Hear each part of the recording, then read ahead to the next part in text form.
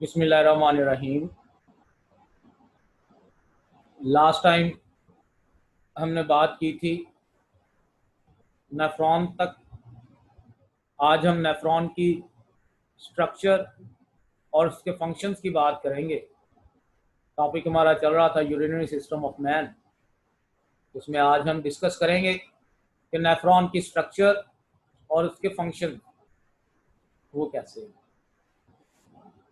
तो first of all, nephron कितनी तादाद में मौजूद हैं ये हमने लास्ट टाइम भी डिस्कस किया कि तकरीबन 1.25 मिलियन पर किडनी ये नेफ्रॉन मौजूद है। तो कुछ तकरीबन 2.5 million nephrons are present both kidney. ये जो नेफ्रॉन मौजूद है ये दो तरह की हैं। दो तरह की नेफ्रॉन है। एक नेफ्रॉन जो है कॉर्टिकल किस्म की है, कॉर्टिकल नेफ्रॉन, और दूसरी जो है वो जक्स्ट्रामेडुलरी नेफ्रॉन है। उन दोनों के ये जो नाम है उनकी पोजीशनिंग की बेस पे दिए हुए हैं, लेकिन जनरली एक नेफ्रॉन में पार्ट्स कौन कौन से हैं, उसकी कौन कौन सी स्ट्रक्चर्स हैं, इस हवाले से अगर हम बात करें तो जो नेफ्रॉन है that is a tubular structure, और इसका जो सबसे पहला पोर्शन है वो थोड़ा स्वेलो हुआ है, कप शेप स्ट्रक्चर है, that is called as Bowman capsule. उसके बाद एक ट्यूबुलर पोर्शन है, पहले प्रॉक्सिमल कॉन्वोलेटेड ट्यूब्यूल है, ठीक है, ये बोमेन कैप्सूल से शुरू होती हैं और लूपोफेनले तक जाती हैं। ये लूपोफेनले ज्यादा इलोंगेटेड, ज्यादा वेल डेवलप ये मौजूद है जक्स्ट्रामेडुलरी नेफ्रॉन में, लेकिन कॉर्टिकल नेफ्रॉन के अंदर ये ना होने के बराबर है। लूपोफेनले तक ये प्रॉक्सिमल कॉन्वोलेटेड ट्यूब्यूल जाएंगी और आगे लूपोफेनले के बाद ये डिस्टल कॉन्वोलेटेड ट्यूब्यूल्स है वो बनेंगी, और डिस्टल कॉन्वोलेटेड ट्यूब्यूल्स ये जाके कलेक्टिंग डक्ट में ओपन होंगी। Collecting duct is common for many nephron. अगर हम सिर्फ एक नेफ्रॉन की बात करें तो वो डिस्टल कॉन्वोलेटेड ट्यूब्यूल के एंड तक जो है वो नेफ्रॉन है, और उसके बाद फिर कॉमन है कलेक्टिंग डक्ट। लिहाजा हम कलेक्टिंग डक्ट को एक नेफ्रॉन का भी पार्ट कह सकते हैं, लेकिन ये मेनली कलेक्टिव है फॉर मैनी नेफ्रॉन। अब इसको ब्लड सप्लाई किस तरह से है नेफ्रॉन को? ब्लड सप्लाई के लिए भी स्ट्रक्चर्स मौजूद है नेफ्रॉन में, जैसे ग्लोमेरुलस है। ब्लड एंटर होता है किडनी के अंदर via renal artery. Renal artery divide होगी आगे रीनल आर्टरीयूल्स में, और उन आर्टरीयूल्स में वो आर्टरीयूल्स जो नेफ्रॉन की जानब जा रहे हैं नेफ्रॉन की बोमेन कैप्सूल की जानब जा रहे हैं, those arterioles are called as efferent arterioles। और efferent arterioles ये खास तरह की मॉडिफिकेशन होंगी इसमें, तो ये आर्टरीज जो है वो आगे डिवाइड होंगे बेशुमार कैपिलरीज में, अ बॉल ऑफ कैपिलरीज में इनटू बोमेन कैप्सूल। बोमेन कैप्सूल के अंदर कैपिलरीज का एक बाल बनेगा, ठीक है, एक क्लस्टर बनेगा। That ball of capillaries is called as glomerulus.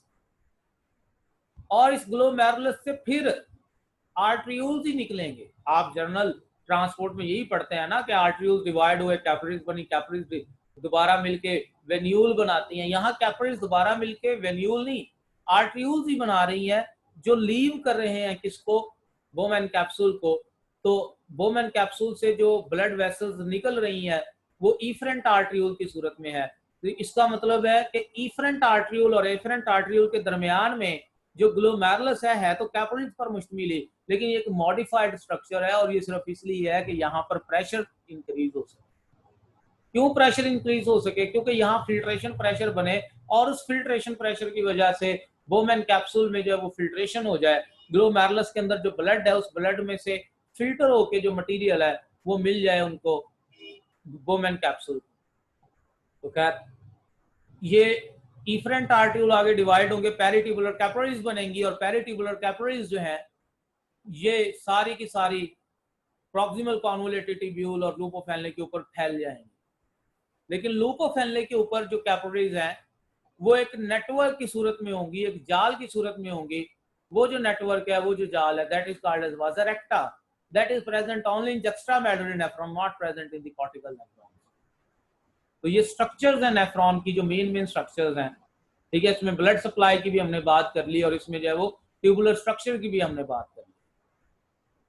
मैंने अभी बताया दो तरह की नेफ्रॉन होती हैं, one is the cortical nephron, other one is the juxtamedullary nephron. जो कॉर्टिकल नेफ्रॉन है ये अलोंग द कॉर्टेक्स मौजूद है, जुक्स्टामेडुलरी कॉर्टेक्स और मेडुला के बॉर्डर पे है।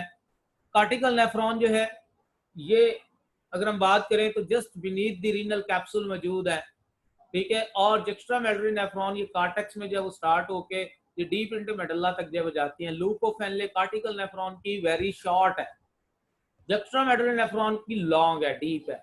वाजर एक्टा कॉर्टिकल नेफ्रॉन में मौजूद नहीं है, जुक्स्टामेडुलरी नेफ्रॉन में मौजूद है। और उसके अलावा जब हम बात करें कॉर्टिकल नेफ्रॉन का काम डायल्यूट यूरिन प्रोडक्शन है और जुक्स्टामेडुलरी नेफ्रॉन का काम उस यूरिन की कंसंट्रेशन को कंट्रोल करना है, यूरिन को कंसंट्रेटेड बनाना है। तो कंसंट्रेटेड यूरिन फॉर्मेशन के अंदर जो रोल है दैट इज ऑफ जुक्स्टामेडुलरी नेफ्रॉन, ठीक है। वाटर कंजर्वेशन में जो रोल है दैट इज ऑफ जुक्स्टामेडुलरी नेफ्रॉन। तो ये नेफ्रॉन की जो है वो लोकेशन के साथ उनकी जो है वो अरेंजमेंट दिखाई गई है, किस तरह से ये किडनी के अंदर कॉर्टिकल रीजन को अगर हम एक रीजन बड़ा करके हम देख लें तो कॉर्टिकल रीजन में आपको ये कॉर्टिकल नेफ्रॉन नजर आएंगी। और आप यहाँ पर नोट करें ये जो कॉर्टिकल नेफ्रॉन है, ठीक है, इसकी लूप ऑफ हेनले इतनी डीप नहीं है, इससे भी शॉर्ट होती है। और जो जुक्स्टामेडुलरी नेफ्रॉन है वो देखें यहाँ पर कॉर्टेक्स और मेडुला के बॉर्डर पे है और वो डीप इनटू मेडुला, ठीक है, उसकी जो है वो प्रेजेंस है। ये आपके सामने एक कॉर्टिकल नेफ्रॉन और एक जुक्स्टामेडुलरी नेफ्रॉन दिखाई गई हैं और इसमें आप वही फर्क देख सकते हैं कि loop of Henle very short, ठीक है, और यहाँ पर लूप ऑफ हेनले लॉन्ग। वाजर एक्टा नहीं है कॉर्टिकल के ऊपर, इनके ऊपर है।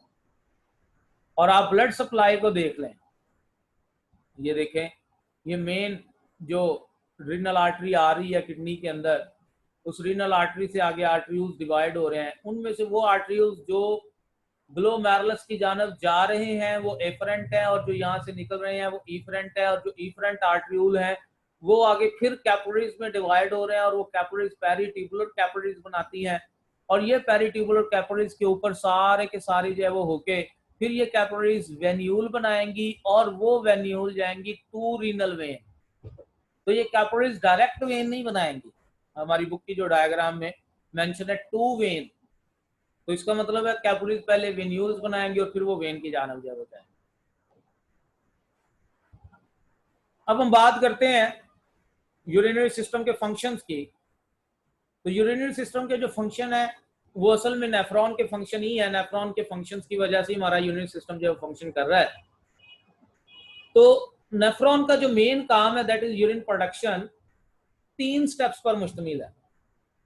पहला स्टेप फिल्ट्रेशन है, मैं पहले भी डिस्कस कर चुका हुआ हूं कि जो फिल्ट्रेशन है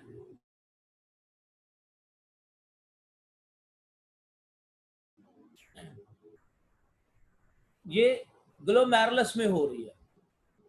असल में जो ग्लोमेरुलस है ये एक मॉडिफाइड स्ट्रक्चर है।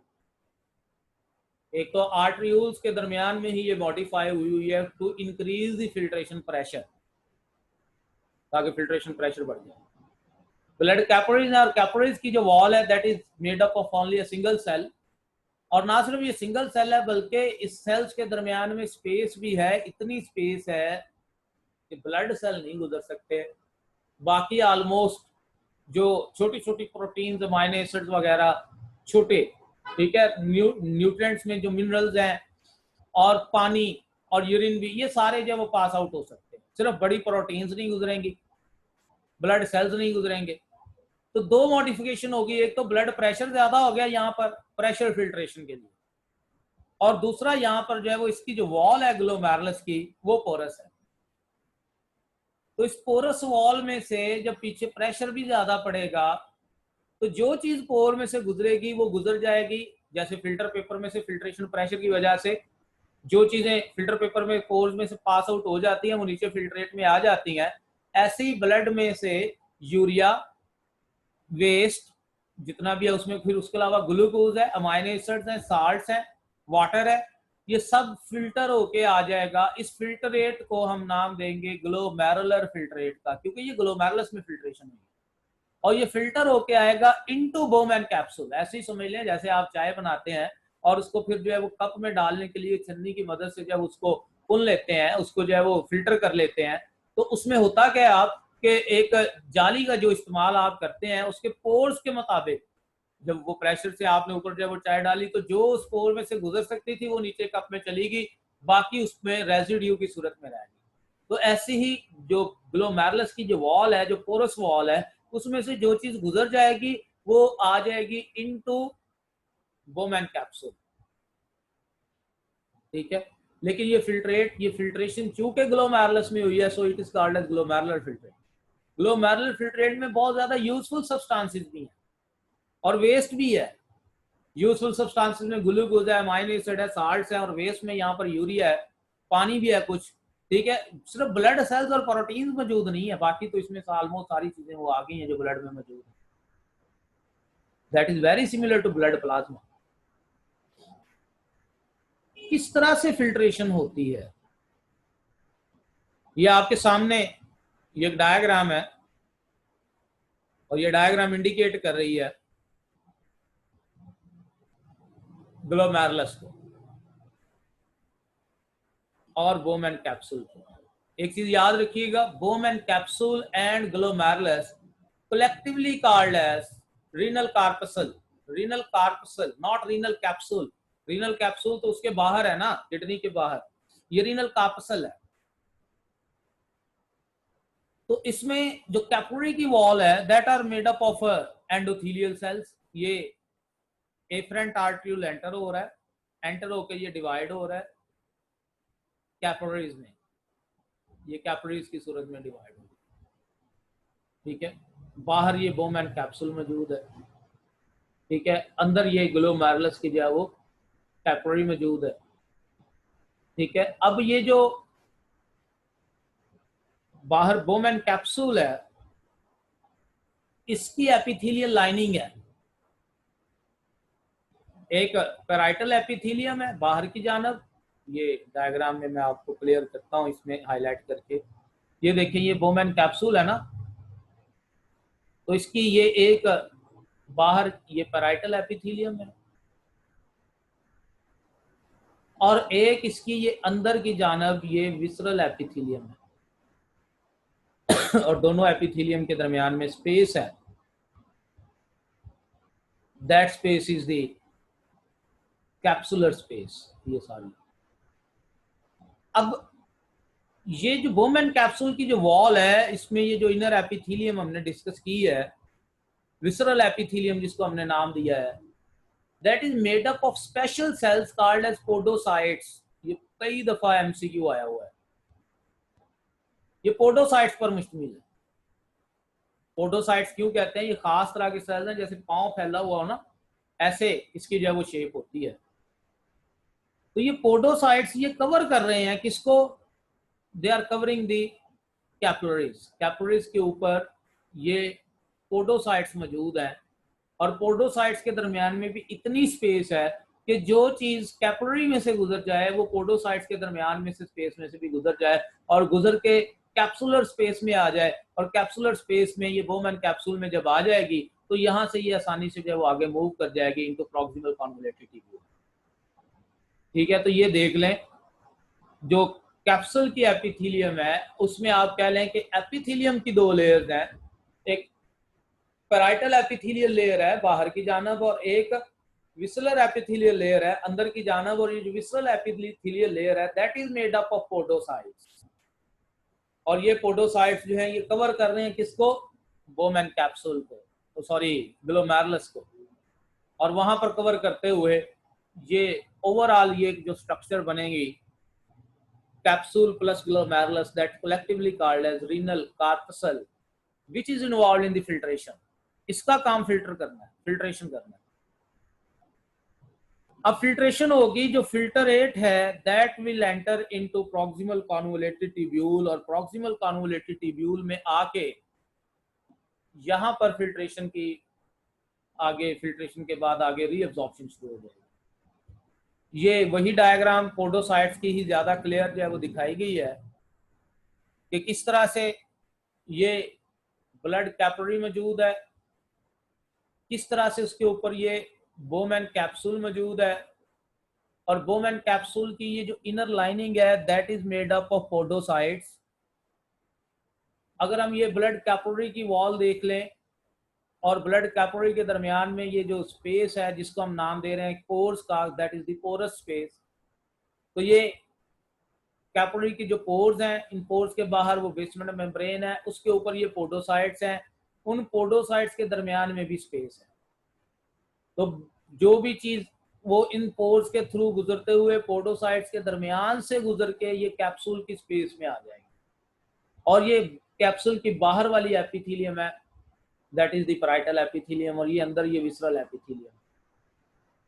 ये देखें यहाँ पर ज्यादा क्लियर है कि यहाँ से ये मटेरियल इनसे आके ये कैप्सूल में आ गया, कैप्सूल में आ गया। अब आपको क्वेश्चन आ जाता है, वॉल्स ऑफ द, ऑप्शन है जी आपके पास, वॉल्स ऑफ द, और स्पेस आ गई, और उसके बाद जो है वो आर पोरस, या which one of the following have porous walls, किसकी वॉल पोरस है? और ऑप्शन हो आपके पास glomerulus, Bowman capsule, glomerulus and Bowman capsule, none. तो आंसर ग्लोमेरुलस होगा, क्योंकि अगर हम ये कहें ना walls of the Bowman capsule are also porous, तो इसका मतलब तो ये हुआ कि ये जो आउटर वॉल है ये भी पोरस हो सकती है, ये तो पोरस नहीं है, सिर्फ जो इनर एपिथेलियल लाइनिंग है ना उनमें स्पेस है। तो मेन चीज, अच्छा यहाँ पर एक और भी कलेक्टिवली बाज़ औक़ात यहाँ पर जो है ये जो बेसमेंट मेम्ब्रेन है, ये अंदर ग्लोमेरुलस के बाहर बाहर, ग्लोमेरुलस के बिल्कुल साथ, इसको हम ग्लोमेरुलर कैप्सूल भी बोल देते हैं, ग्लोमेरुलर कैप्सूल। तो क्योंकि आपकी बुक में इतनी डिटेल नहीं है इसलिए हमें इसको जो है वो डिस्कस करने की इतनी जरूरत नहीं है। फिर रीअब्जॉर्प्शन होती है, all useful contents are reabsorbed in proximal convoluted tubule। और जब रीअब्जॉर्प्शन हो रही होगी उसमें न्यूट्रिएंट्स की भी रीअब्जॉर्प्शन है, उसमें मिनरल्स की भी रीअब्जॉर्प्शन है, उसमें वाटर की भी रीअब्जॉर्प्शन है।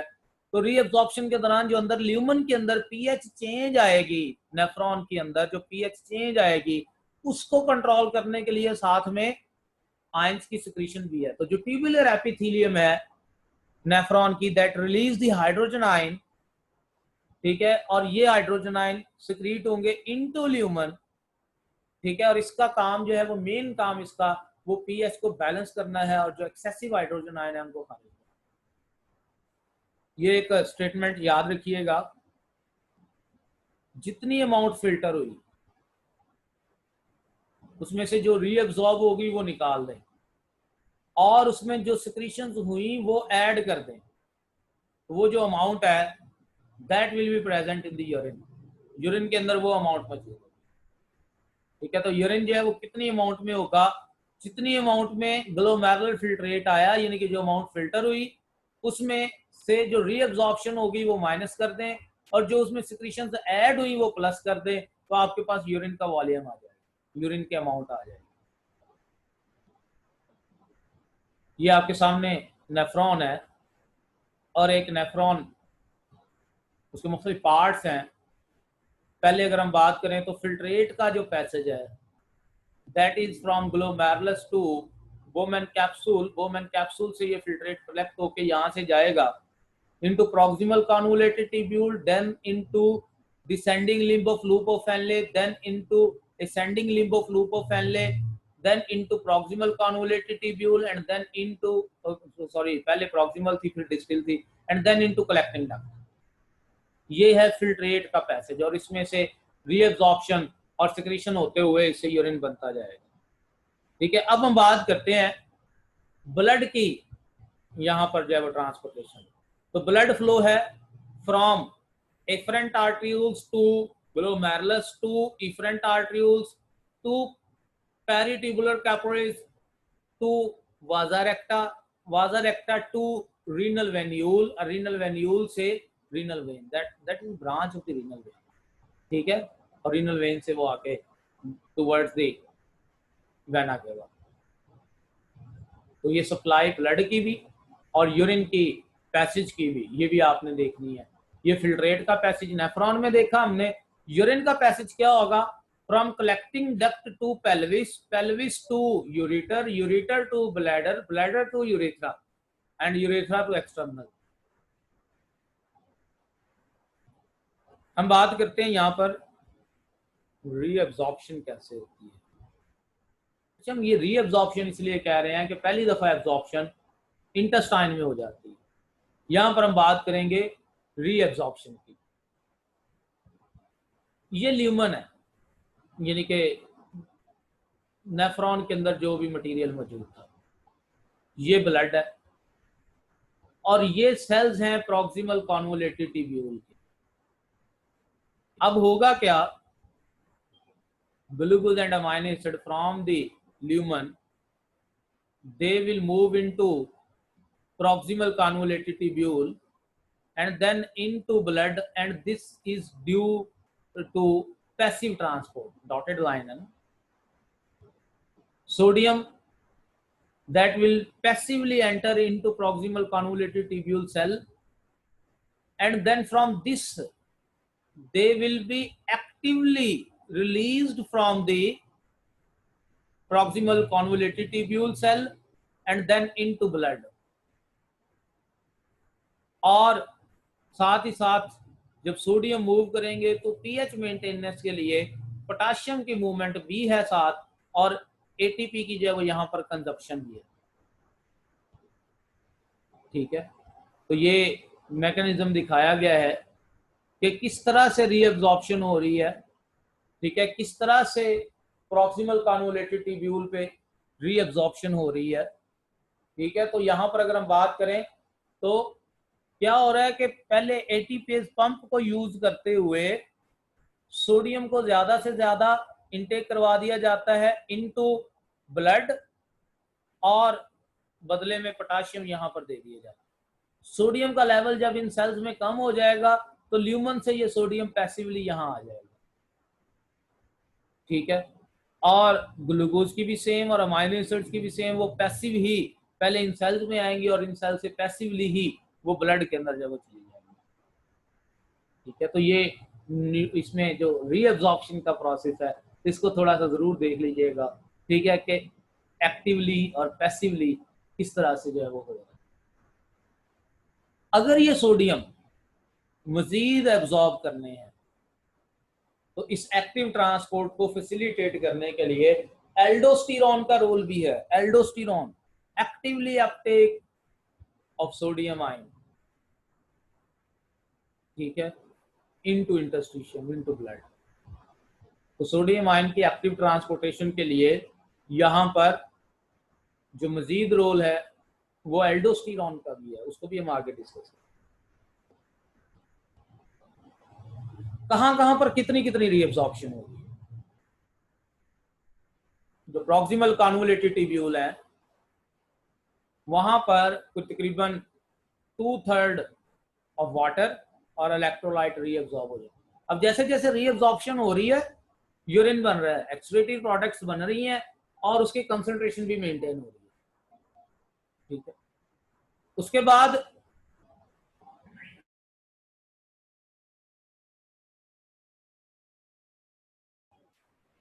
जितने भी ऑर्गेनिक सब्सटेंसेस हैं, सॉय यूरिया के, ग्लूकोज है, अमाइनो एसिड है, कीटोन्स बॉडीज वगैरह जो भी, वो यहाँ पर एब्जॉर्ब हो, रीएब्जॉर्ब हो जाएंगी, और बाइकार्बोनेट्स भी रीएब्जॉर्ब हो जाएंगे। जो लूप ऑफ एनले है वहां पर से कंसंट्रेशन ऑफ यूरिन को मेंटेन करना है, बेसिकली रीएब्जॉर्प्शन ऑफ वाटर से।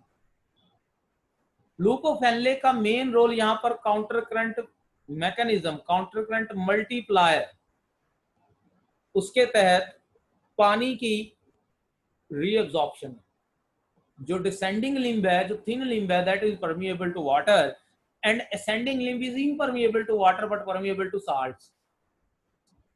और साथ ही साथ जो है वो इंटरस्टिशियल फ्लूइड के अंदर कॉर्टेक्स टू मेडल्ला जो ऑस्मोलैरिटी का डिफरेंस क्रिएट किया जाता है, उस डिफरेंस के तहत लूप ऑफ फैनले से ज्यादा मिकदार में यहाँ पर वाटर की रीअब्जॉर्प्शन।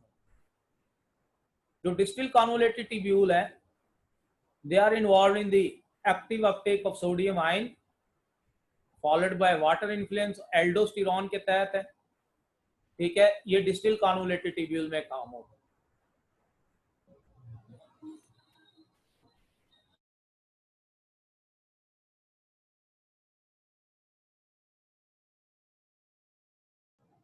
कलेक्टिंग डक्ट पे भी रीअब्जॉर्प्शन होगी वाटर की, और यहां पर जो रीअब्जॉर्प्शन होनी है वो एडीएच के इन्फ्लुएंस के तहत भी होनी है। जितना ज्यादा एडीएच पैदा होगा उतनी ज्यादा रीअब्जॉर्प्शन होगी, और जितनी ज्यादा रीअब्जॉर्प्शन होगी उतना ही कंसंट्रेटेड यूरिन बनेगा, और जितना कम एडीएच पैदा होगा उतनी कम रीअब्जॉर्प्शन होगी, उतना ही डायल्यूट यूरिन पैदा होगा। डायल्यूट यूरिन का वॉल्यूम ज्यादा होगा, कंसंट्रेटेड यूरिन का वॉल्यूम कम। इस डायग्राम को देखें और काउंटर करंट मल्टीप्लायर को भी हम साथ में डिस्कस करते हैं। ये एरिया तो हमने डिस्कस कर लिया जी कि मैक्सिमम रीअब्जॉर्प्शन हो रही है, ये भी हमने। अब नोट कीजिएगा, कॉर्टेक्स टू मेडल्ला, इनर मेडल्ला, जो इंटरस्टिशियल फ्लूइड है वो कंसंट्रेटेड हो रहा है। यहां पर ये डाइल्यूट है, ठीक है, यहां पर ये डाइल्यूट है, इस जगह पर ये डाइल्यूट है, और यहां पर ये कंसंट्रेटेड। अब ये डाइल्यूशन और कंसंट्रेशन कैसे है? ये दो चीजों की वजह से, एक इसमें ब्राइन और दूसरी यहां पर यूरिया। यूरिया और ब्राइन, ठीक है, ये दो चीजें क्या कर रही हैं, इसको मेंटेन कर रही हैं कंसंट्रेशन। यूरिया और brine, brine mean sodium chloride. होता क्या है कि जैसे ही loop of Henle deep into medulla जाती है, इसमें से जो पानी है वो पैसिवली बाहर निकलता जाता है। क्यों निकलता जाता है? क्योंकि बाहर कंसंट्रेशन साल्ट्स की ज्यादा है, यूरिया और ब्राइन की वजह से, कंसंट्रेटेड एनवायरनमेंट।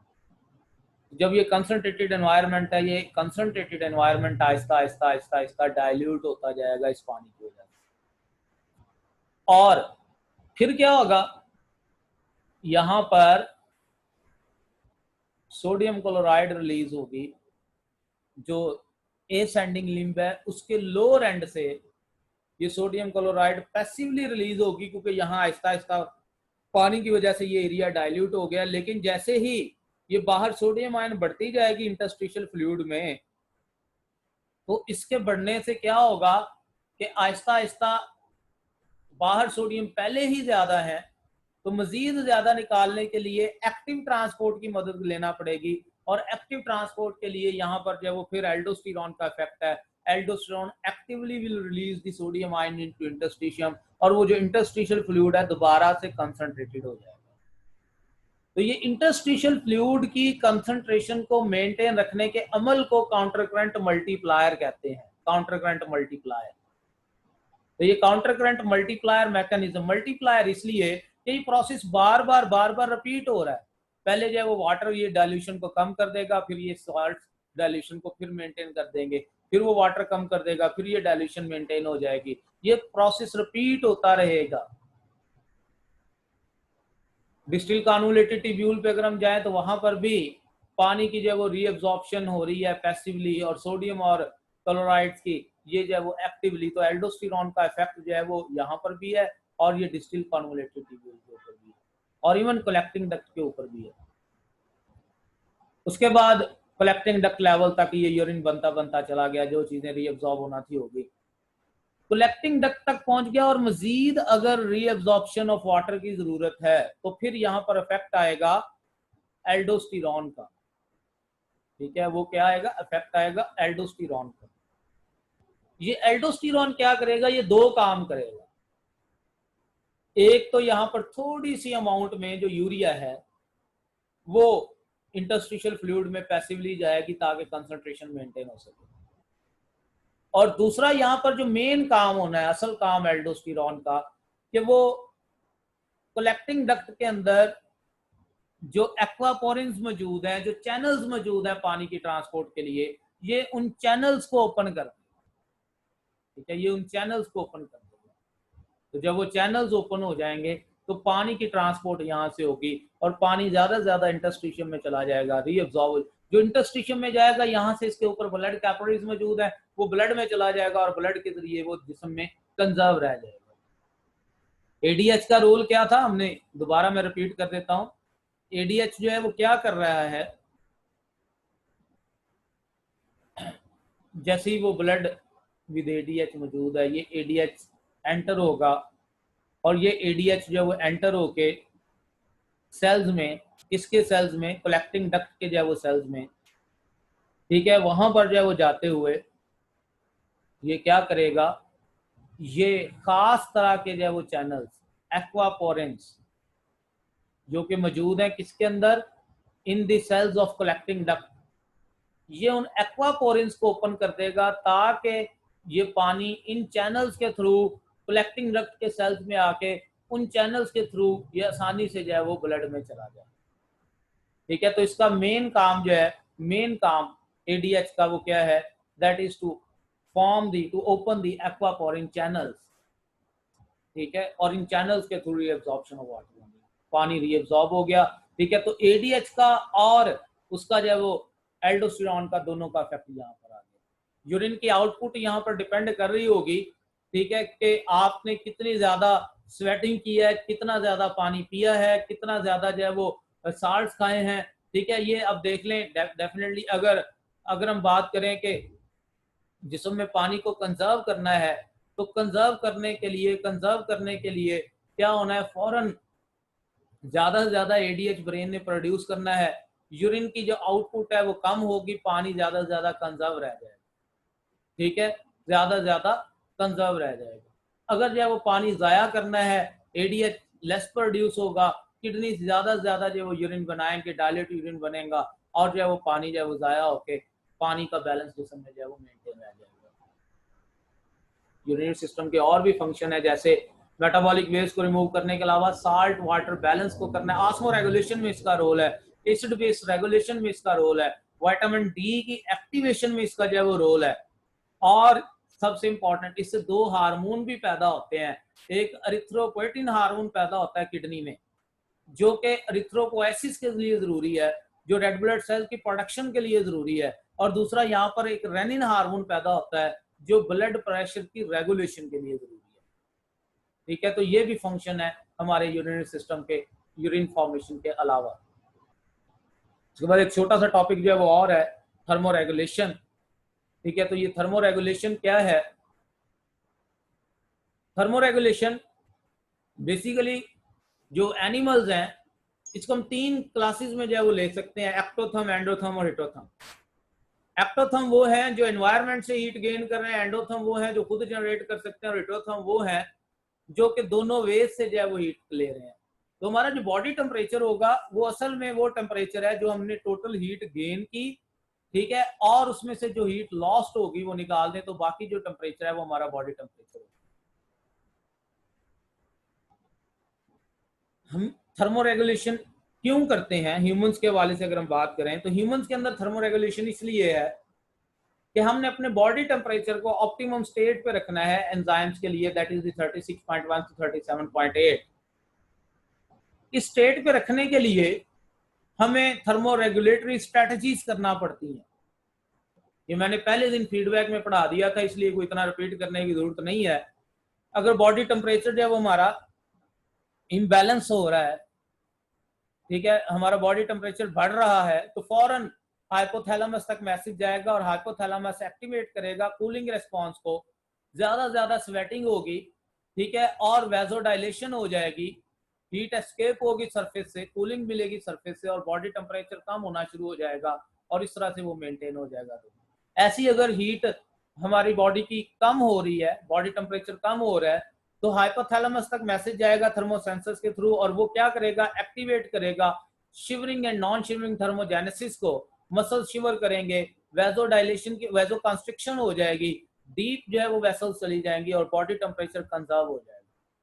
तो हमारा बॉडी टेम्परेचर कंजर्व करना, ये एक मेंटेन रखना है एक टेम्परेचर को, दैट इज द थर्मोरेगुलेशन। और ये सिर्फ ह्यूमन में नहीं हो रही, तमाम के तमाम जो है वो एनिमल्स इसमें जो है स्वाय थर्मोकन्फर्मर के, वो भी एक हद तक जो है वो थर्मोरेगुलेशन के साथ, मतलब टेम्परेचर को मेंटेन करने में जो उनका भी रोल है।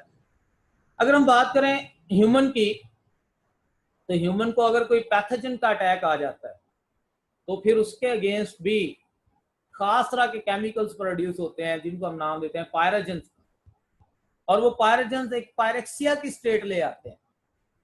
और ये जो पायरेक्सिया की स्टेट है, इसमें जो बॉडी टेम्परेचर है वो सेट पॉइंट से थोड़ा अबव हो जाता है, सेट पॉइंट से थोड़ा अबव हो जाता है, और इस स्टेट पे जो बैक्टीरियल सेल हैं वो प्रॉपर अपना जो वो फंक्शन नहीं कर पाते, ठीक है, ऐसी स्टेट को हम नाम देते हैं पायरेक्सिया का। उन केमिकल्स को हम नाम देते हैं पायरोजेंस का। व्हाइट ब्लड सेल्स भी पायरोजन प्रोड्यूस करते हैं, और सर्टेन माइक्रोब्स भी पायरोजन प्रोड्यूस करते हैं। तो ये पायरेक्सिया की जो स्टेट है, that is not for the thermoregulation, वो असल में जो है वो क्या है, वो असल में वो स्टेट जो है वो प्रोटेक्शन है, वो इम्यूनिटी है। ठीक हो गया, that is about the thermoregulation. ये अगर हमारे इसके रिलेटेड कोई भी क्वेश्चन है, आप वो मुझे व्हाट्सएप ग्रुप में जो है वो डिस्कस कर सकते हैं, व्हाट्सएप कर सकते हैं, ठीक है। बाकी इंशाल्लाह जब हम नेक्स्ट टाइम जो है वो डिस्कस करेंगे।